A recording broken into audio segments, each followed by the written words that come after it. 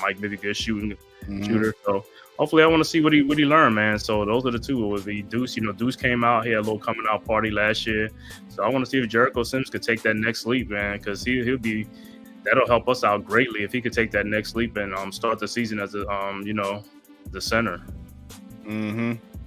Now, Jericho Sims and Deuce McBride, two excellent choices. I do think Jericho Sims has not gotten his fair shake with the Knicks. Coach has talked about him a lot, and I respect and value Coach's opinion. So I think Jericho Sims, if they can develop him to be that solid backup to Mitchell Robinson, the Knicks have a problem solved, and they don't have to chase a trade to shore up that center position. With Deuce McBride, I agree with you, but I think you have a lot of depth at the guard position. But he is definitely one of the players that you're going to need, especially on the defensive end, to give Jalen Brunson a break. Now, with the Nets, Noah Clowney. Noah Clowney has been one of the players that I'm looking forward to taking the next step with the Brooklyn Nets. He has size, he has range from the three-point line, and he is a rangy defender, meaning he can cover space on the floor. You know what I'm saying? So I definitely think Noah Clowney can take that next step. Also, I'm looking at a guy, and I'm going to do a video. Y'all look out for that. I'm working on it right now. Jalen Wilson. Jalen Wilson is somebody to watch out for the Brooklyn Nets. If he gets an opportunity, this kid can shoot. He is physical. He can play defense. I think he can give you exactly what Mikal Bridges gave you if given the opportunity on this team, because this team's not going to be in no playoff chase or anything like that. So there's no reason to hold these guys captive and not give them the minutes so they can showcase their opportunity. Jalen Wilson, I'm telling y'all, look out for him if he gets a shot. Leaf, talk to me, man. What you got for us on the Knicks and the Nets? Well, in terms of the Knicks, I do agree. I personally, I think McBride is ahead of schedule. The way he played last year, like shit, you'd have thought he was going to be the lead backup, like for solidifiers, even no matter what the Knicks did as far as trades in terms of the guard position. So I think he solidified at that spot. Jericho Sims, I see a lot of like raw potential with him, but I don't really think. I think he's just playing right now. I don't think he necessarily knows like a lot of the nuances of being a center and man in the paint on his own. But he's definitely athletic. He definitely has some athletic upside. I want to see how good he could become a rebounder and a shot blocker and things of that nature, bro. That's going to be important. I think if the Knicks could move that needle with him, I think he'll get there. As far as the Nets go, everybody know how I feel about Noah Clowney. Noah Clowney basically saved us at the 4-man spot. He stretched the floor. He could do a lot of things defensively that when him and Claxton are out on the floor defensively, there's no issue. There's no issues. They both can switch inside and outside and chase and block shots and do a good job at covering the paint and covering the basket. They about the same tendencies defensively. Claxton's just a little bit more better on the perimeter. I think that Clowney has the ability to recover, and I think Clax has the ability to stay in front of his man, and he don't have to worry about recovery. Now, in terms of Jalen Wilson, I think Jalen Wilson is where he is, and I think he's going to continue to be a middle of the pack player. But he could definitely rebound. He could win the hustle plays. I think he could do a lot of those things. But the most important part of our team is going to be is Cam Thomas is going to become an elite combo guard. He's going to take the direction into elite combo guard status to where he's not just scoring the ball, but he's also doing a lot of things that we didn't think his game was going to be unlocked. facilitating, rebounding, and doing things in the open court, making the easy reads, things of that nature. Claxton, I expect Claxton to lead a lot of fast breaks off of defensive rebounds because we're a fast team, and he's been able to unlock certain portions of his games. The faster he plays, the more better it is for him. If he slows down, I don't like it. I do not like that standing at the top of the key and wait for the play to develop shit. Do you think Jalen Wilson can be a better version of Cam Johnson? Yes. But only reason why I say that is because the Cam Johnson that I'm thinking about is the Cam Johnson that was about to ascend in Phoenix, not the one that's on the Nets right now. And the reason why I say that is because I thought he was getting a legitimate shot once they got the injuries over there, and he was starting to shoot the ball well, and he was starting to drive well. That injury was a setback for him. I think Jalen Wilson is a little bit more prepared to do the dirty work and do the little things on defense and on rebounding and on hustle plays. I think Cam Johnson was more of an offensive threat. I don't think that's necessarily Jalen Wilson's game. I think Jalen Wilson's going to do a little bit of everything, but I see him as a middle. I think he can score, but I think his shot is just as smooth as Cam Johnson when I look at the tape. It is as smooth, bro. Cam Johnson, but the thing is that Cam Johnson didn't have defensive responsibilities. I think naturally he's already a better hustle player than Cam Johnson. He's already a better effort player than Cam Johnson. Cam Johnson want to sit back and look pretty at the 3-point line since that injury.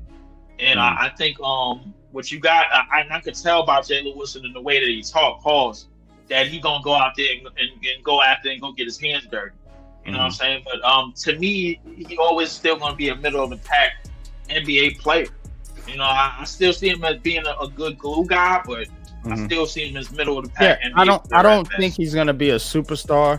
I just think he's a player that the Nets can keep around and that can develop into one of those, like you said, glue guys that you need on your team. Because gotta be honest, this Nets team is kind of starting from scratch, so we don't know who's long term and we don't know who's going to be here on the short term.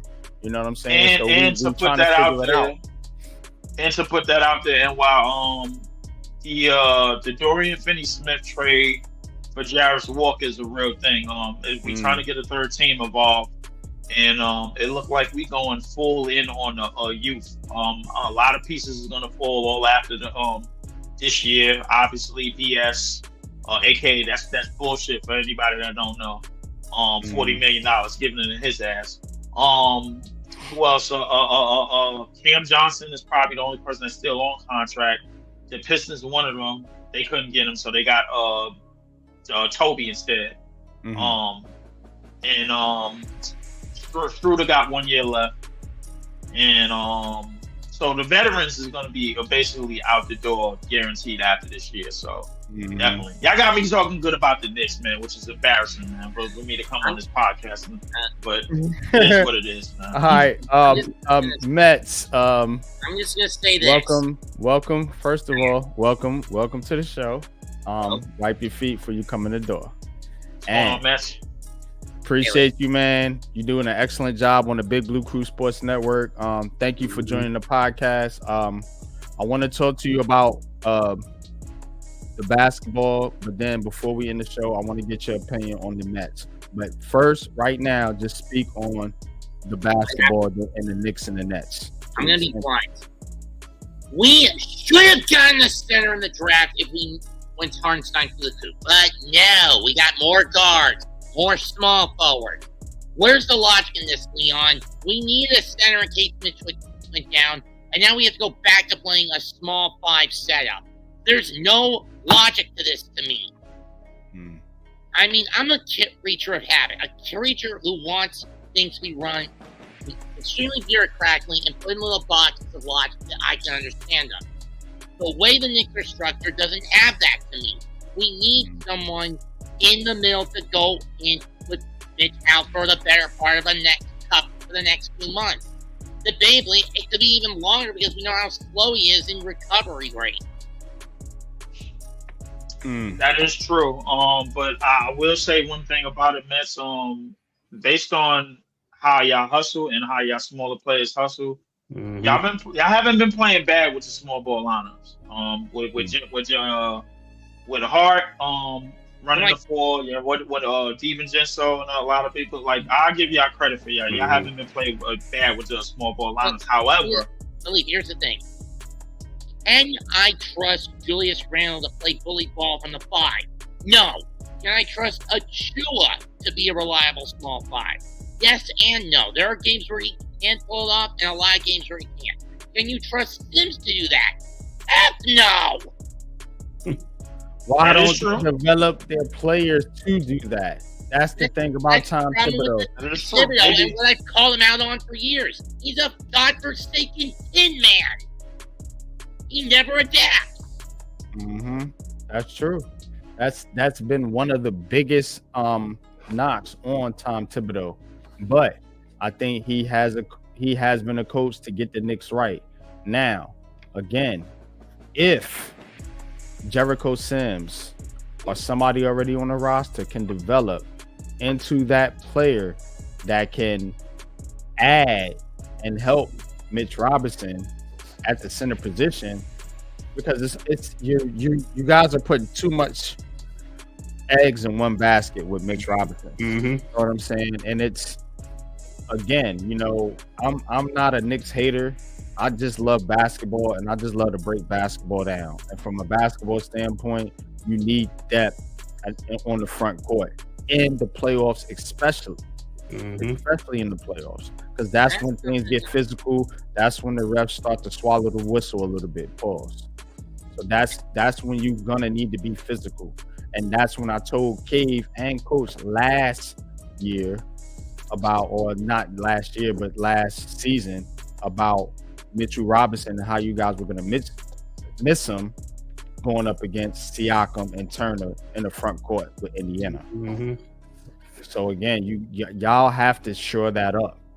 You got Boston, you got Milwaukee, you got teams that got size. You think about Brook Lopez and Giannis. You think about Horford and Porzingis over there with Boston. You know what I'm saying? And then Mobley and Allen with the Cavs. And that's my biggest, that up. And that's what constantly reiterates my biggest character flaw that I take umbrage with Thibodeau. Always wanting to play from underneath. Never choosing to develop the players he needs to develop. Choosing to be a stagnant, rigid, and stale individual who commits himself to tunnel vision. Absolutely, man. If this is the season he finally gets fired, regardless if the Knicks make the playoffs or not, give me a coach who prides himself on adaptability. But I think he is adapting though, because he's going to a small ball lineup this season, so he is adapting. But I mean full-fledged adaptability, not just for the moment adaptability. Jay, what's good, man? Appreciate you tapping in, bro. Shout out to This Is JTV, man. One of the homies, man. Big time Brooklyn Nets fan. Dope show, man. Definitely tap into him.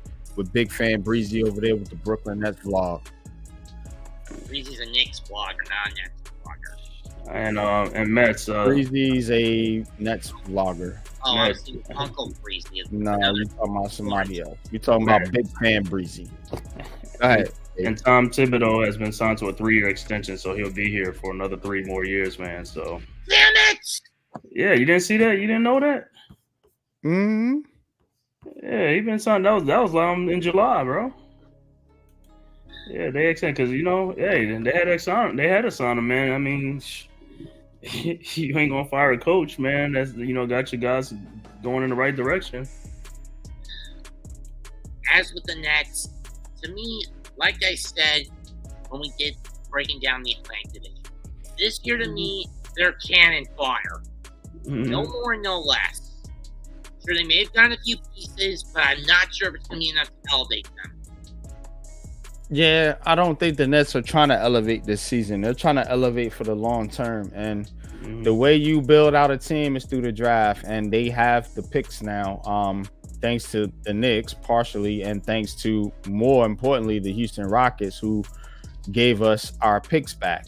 So the Nets definitely are building for the future. It's not about this year. Now, what I want to see this year is development. And just like the Knicks are talking about their center position, the Nets have to develop their guard position. And specifically, I'm talking about Cam Thomas. So that is one of my main focuses this year with the Brooklyn Nets is what do you have with Cam Thomas? What do you have with Nick Claxton? And what do you have with some of these other pieces who haven't gotten an opportunity per se, like Jalen Wilson, like Noah Clowney? You know what I'm saying? I want to see Day'Ron Sharp get more of an opportunity. You know what I'm saying? You got Wofford. So like, let's see some of these players get a little bit more of an opportunity and see what you have. This is a year to see what you have, and then going into the draft, you can say, okay, now I got X, Y, and Z, bong, bong, bong. Now I know I need this, or this player is going to be a fit. Now you don't have to chase. You know what I mean? But go ahead. That's true. I agree with everything that you said, Omar. But the thing is, I'm almost 100% so that everybody that was on this roster last year, in terms of the youth players, are going to get burned this year. The only player probably might be in question in terms of how we want to play, maybe Day'Ron Sharp, maybe. And the only reason why I say that is because obviously he's a power strength player. We play above the rim on the backboards. He plays in the paint mainly. I think the way that the direction that we're going is mostly speed with Rashawn Claxton, and obviously at some point Clowney is going to be at that fourth spot, starting at the fourth spot when we go along. So I don't really know how Day'Ron is going to fit going forward. I know a lot of people going to want him. Shout out to my man, this Jake Stewie. That's one of his men. Sure. Shout out, yeah. So, but I just don't know exactly how it's going to suit like a certain amount of players that we did sign and that we got on like 1 year deals and all that little friendly show me there. So I just don't know. Yeah, man. I think what the Nets have to do, first of all, you got to figure out, is Jordi Fernandez the right coach?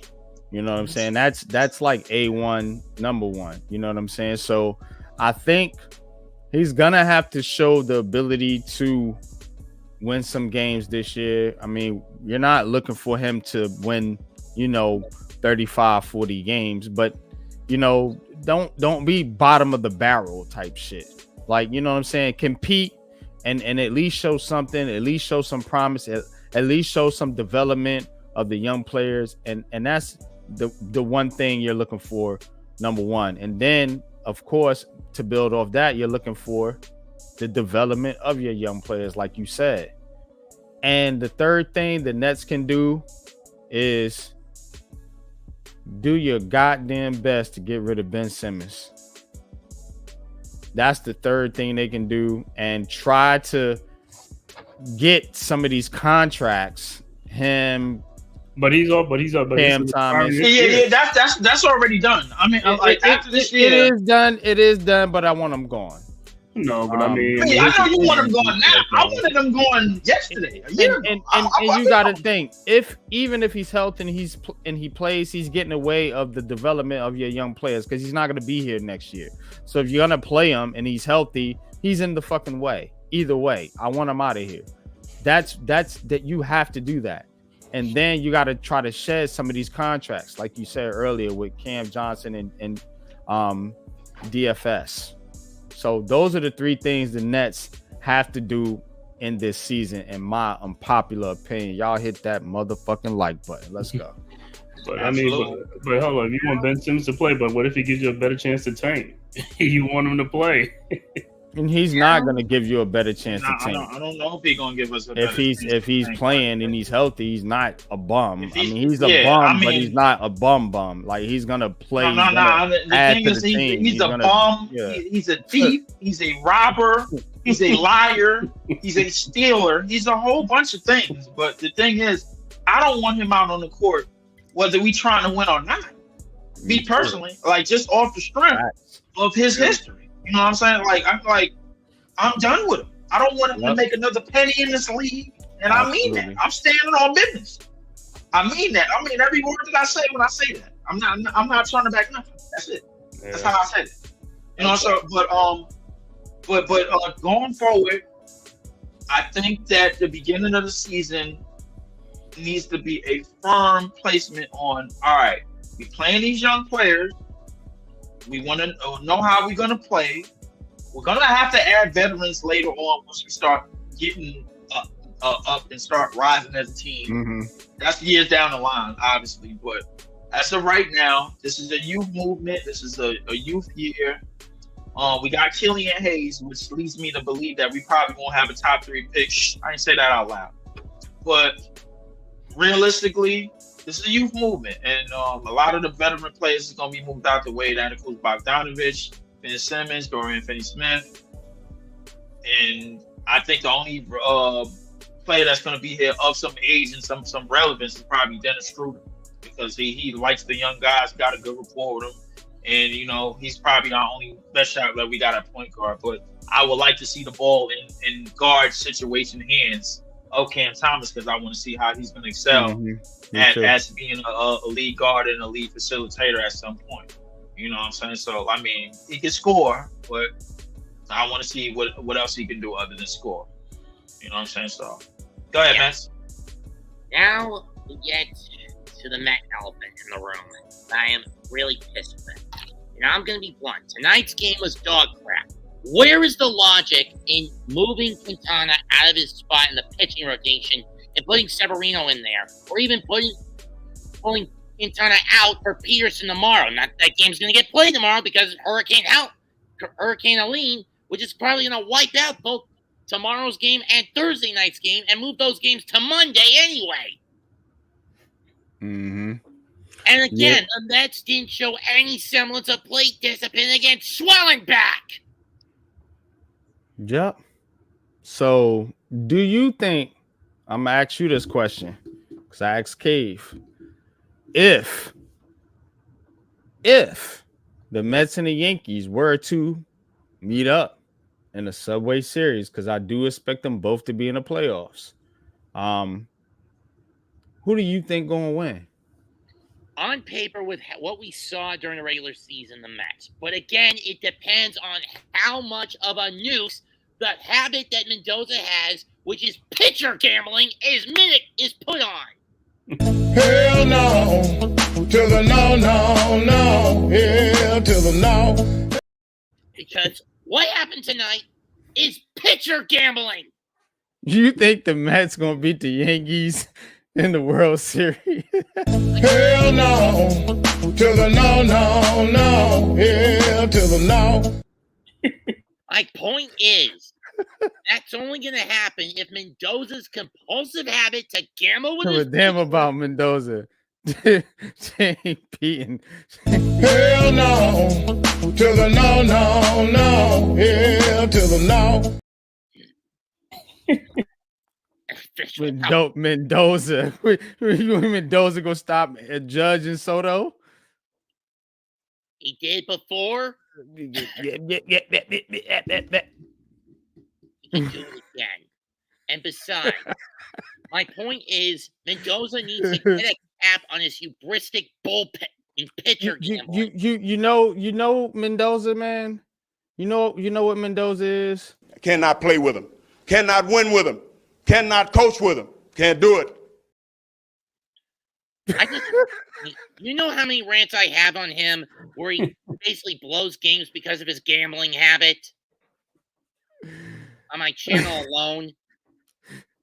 Yeah, man. I get it, man. I mean, last year I got on Buck's case. But in fairness to Showalter, he had a litany of injuries to deal with and was forced to gamble, and more often than not, it didn't work. Mendoza, on the other hand, doesn't have this issue, and he still gambles. I know, man. That's why. Cannot play with him. Cannot win with him. Cannot coach with him. Can't do it. I want winners. I want people that want to win. I'll never forget that rant. Oh man, oh my. The greatest thing about sports is you play to win the game. Hello? You play to win the game. All I want is a manager. And why you out of control, bro? Less of an erratic gambler and is more than willing to apply actual logic to the situation at hand. Yo, if you had the Dennis Green one would crown their ass. Oh yeah. The Dennis Green, you're right. You got the Dennis Green. What about the? You got the Jim Mora. You got the Jim Mora one. Talk about playoffs. Allen Iverson practice. Is it so wrong for me to want a manager who is more than willing to apply logic than he is to gamble, to use his head over his heart? Man, he trying to win some bread, man. Stop getting mad at that man for gambling, man. He got a wife and kids to feed. He got a wife. He got a girlfriend, a wife on the side. Like he's trying to get. I just don't like it when he goes so out of his way to be a hubristic moron and make things harder for his own team with his gambles. Hey, Mets. I mean, in those trades, when they traded them pitchers, did the Mets get some good prospects when they traded like those pitchers? I mean, I get it with Verlander, Rom, Scherzer. They were basically broken down at that point. Fine, but that was last year. And again, we were forced to do that because Billy Epper was an idiot, sweeping the deficiencies of last year's squad under the rug instead of dealing with them head on. Mm-hmm. And then throwing how much of a money launderer Epler is. Damn, that's big time stuff there, Mets, man. But we're gonna wrap up the show here, man. Appreciate y'all joining in, man. Good conversations tonight, man. Hit that like button, man. Shout out to my man, Big Fan Breezy in the building, man. Definitely appreciate you, bro. We're gonna have to link up, man. I want to do a Nets preview with you guys. Yeah, we're gonna have to do a Nets roundtable. Yeah, me, you, Leaf, maybe get Jay in there. With some of the heavy hitters in the Nets community, man. So definitely appreciate you though, bro, man. Keep up the good work, man. I see you on your way to a G, a K, and definitely, man, I'm gonna help you get there, man. So definitely hit that like button for Big Fan Breezy with the Brooklyn Nets vlog. And go like and subscribe to his page, please. Do that right now. And also shout out to my man. This is JTV. Follow him on YouTube, Apple Music, and on Spotify. Different World on also on Apple Music and on Spotify, of course. Shout out to him, and shout out to Breeze. I'm definitely going to get back to Nets Visual and the second season of Nets Visual this year. Leaf is the league. Also other basketball games and other marquee games coming soon. I kind of fell out of the WNBA. It was a little bit. I wasn't really good at it. Liberty won tonight, though. So I mean, we got the dub. So man, shout out to the ladies. Yeah. And to be fair, and to not be impartial about this podcast, because this is the New York podcast. I would like for the New York Liberty to win it all.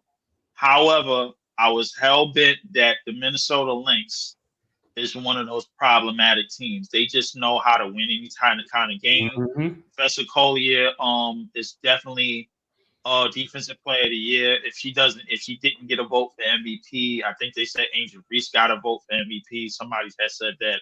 I don't know how true that is, but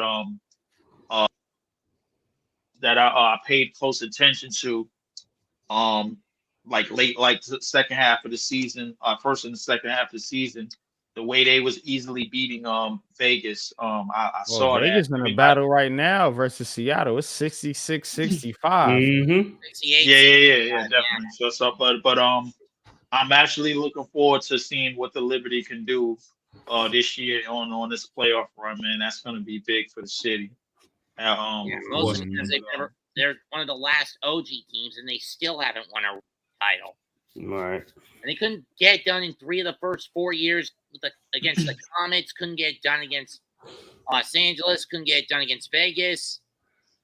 You know what, Mets, man? Like I usually obtain that energy towards the towards the Tangerines, but since you went in that direction, that's 100% true.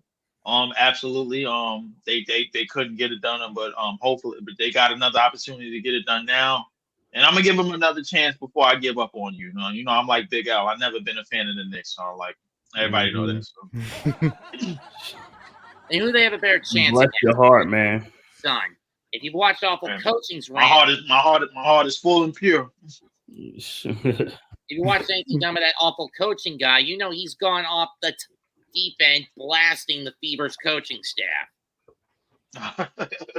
Big time.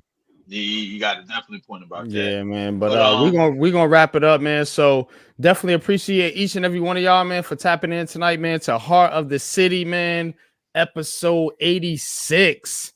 You already know what it is, man. So, fellas, man, tell them where they can find y'all at. Tell them what you got going on for the rest of the week, man, as we roll out of here. Go ahead, Matt. I've got a couple of baseball games on the weekend. Saturday night, 10:15, Mets versus the Brewers. Sunday afternoon, Yankees against the Pirates. BTI, by the way, unpopular. It's okay if we get people from outside of the BBKSN to join the streams. Yeah. I don't care. Yeah. Okay, sure. I'm just wondering. Because I have a friend from a Jet group from a Jet show I pop up on Tuesdays and Saturdays. That's a Met fan out in Colorado that would want to sit through the game call with me on Saturday.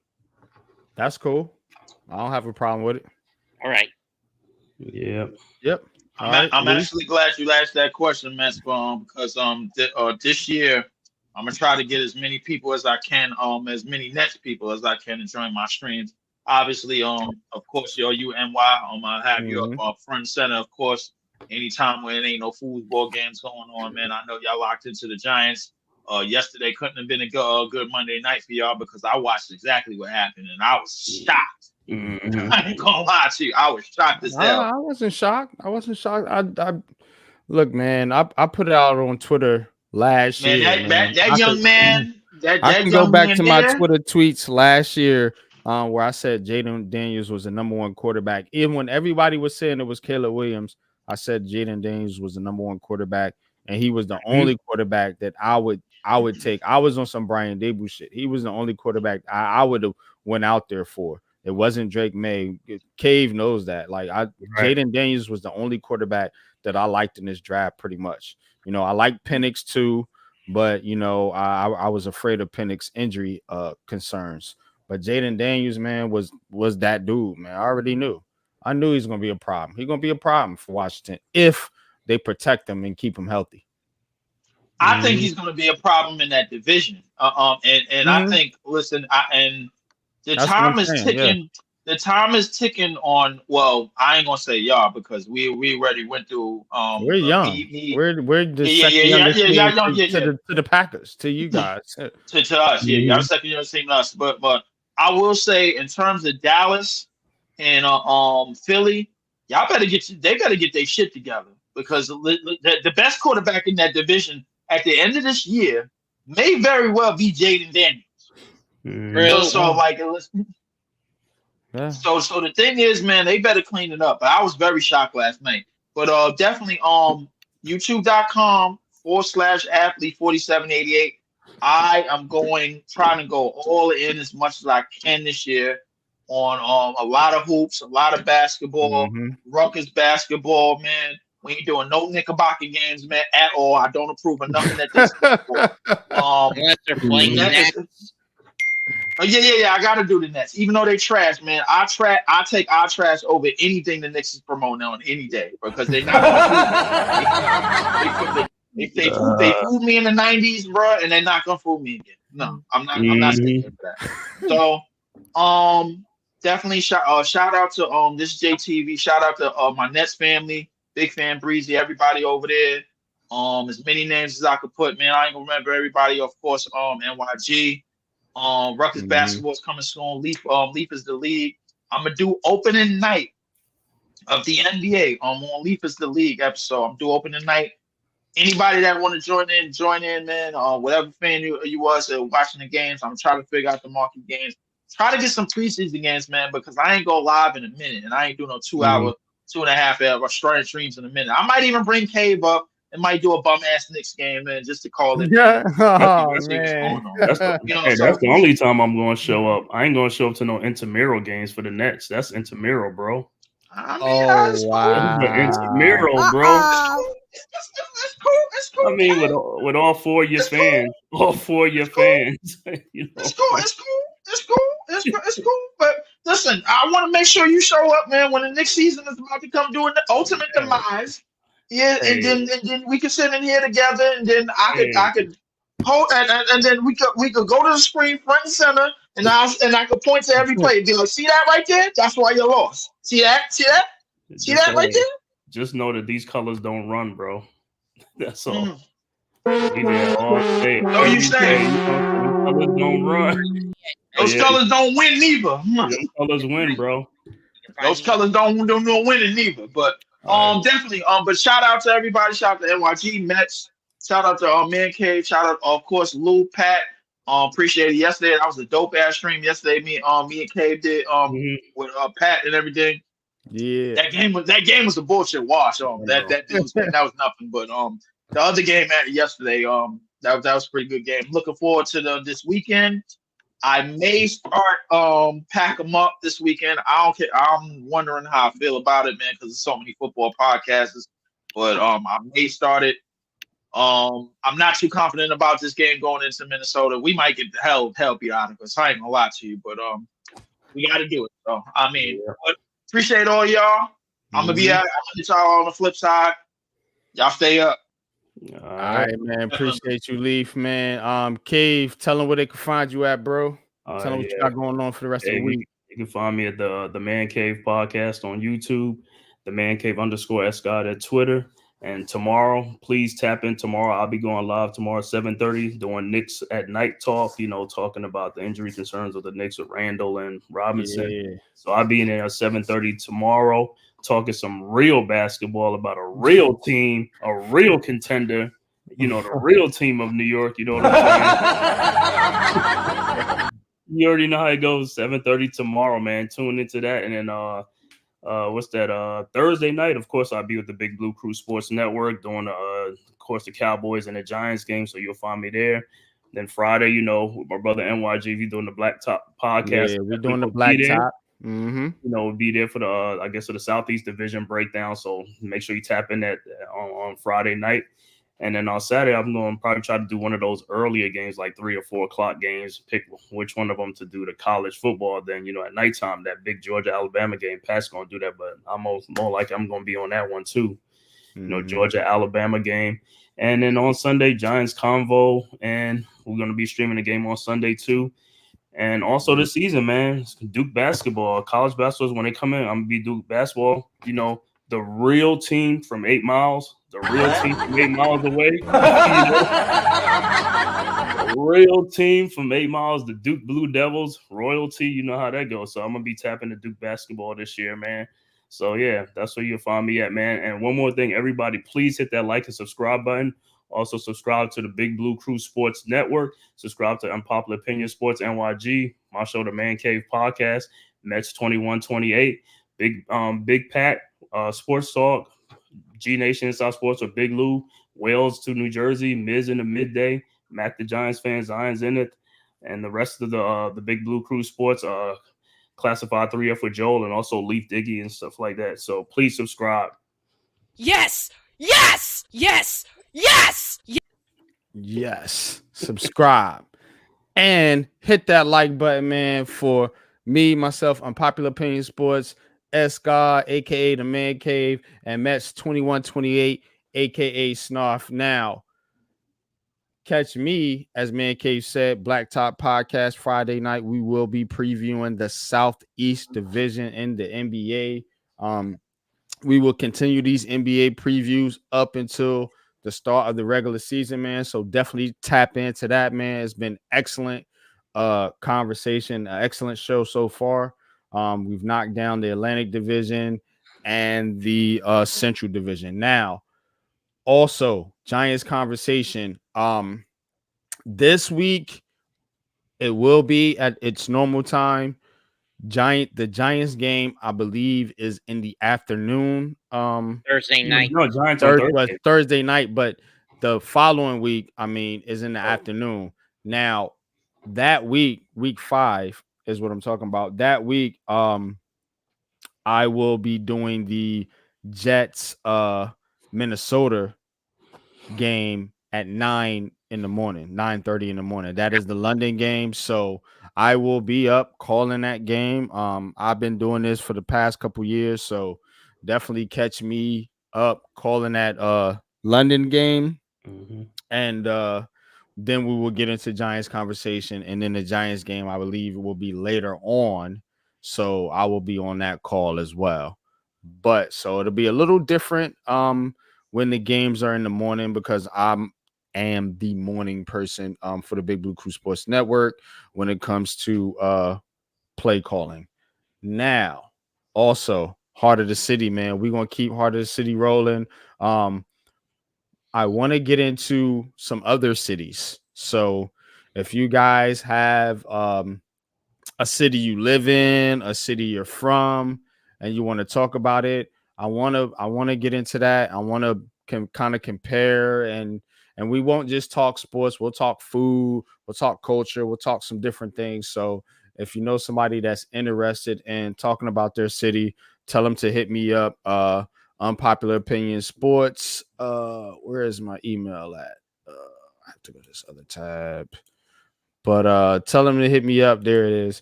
Tell them to hit me up. You can email me right there, Unpopular Opinion Sports. So definitely want to expand this show and get some more people involved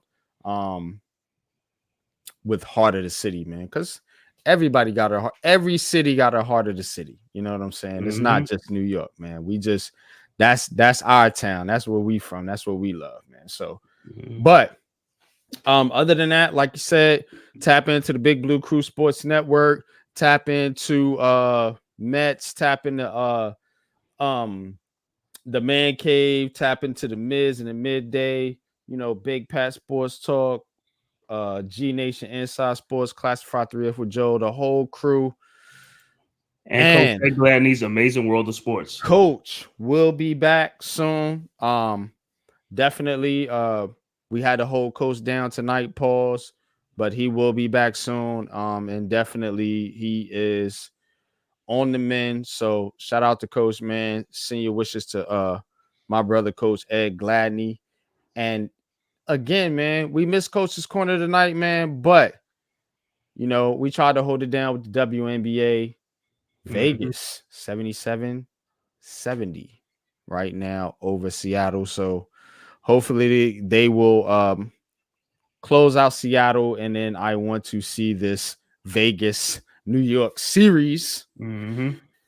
That's gonna be one of the best in the WNBA, I believe. It might be one of the best in sports, man. It's been a little bit of a rivalry here. So get there though. Yep, they got to get there. So we'll see. We'll see how it plays out. But right now, Vegas with the 1-0 lead in the series and 77-70 up on Seattle with 3 minutes and 14 seconds left. If anyone wants to find me, you can find me at an underscore right there, youtube.com/Mets2128, or at Twitter _StingsDisciple2. All righty. Definitely appreciate you, man. And we are going to get up out of here, man. So until next time, y'all, deuces.